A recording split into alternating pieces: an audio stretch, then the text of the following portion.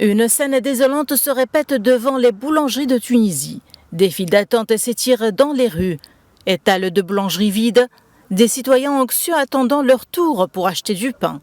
La pénurie de cet aliment de base essentiel persiste depuis des mois.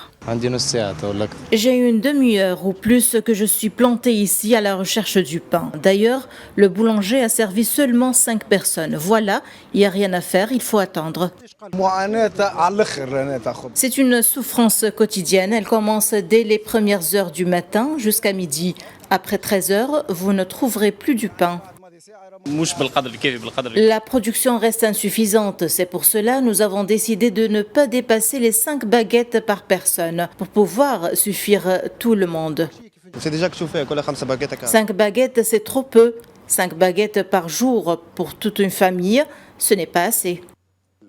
Le président tunisien a évoqué la pénurie de pain lors d'une de ses dernières sorties, estimant que le pain doit être mis à la disposition des citoyens et qu'il le considère une ligne rouge.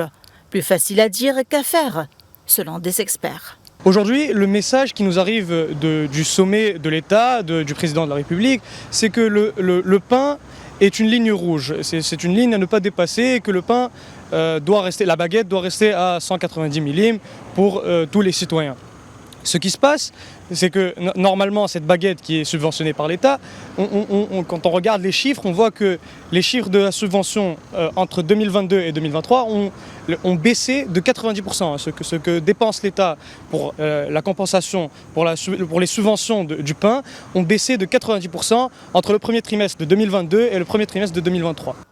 À noter que le groupement professionnel des boulangeries modernes relevant de la Confédération nationale des entreprises a décidé l'observation de sit-in de protestation à partir du lundi 7 août devant le ministère du Commerce. Ces protestations font suite à la décision prise mardi 1er août par le ministère du Commerce, la suspension immédiate de la vente de la farine et de la semoule destinée aux boulangeries non classées, connues sous le nom de boulangeries modernes.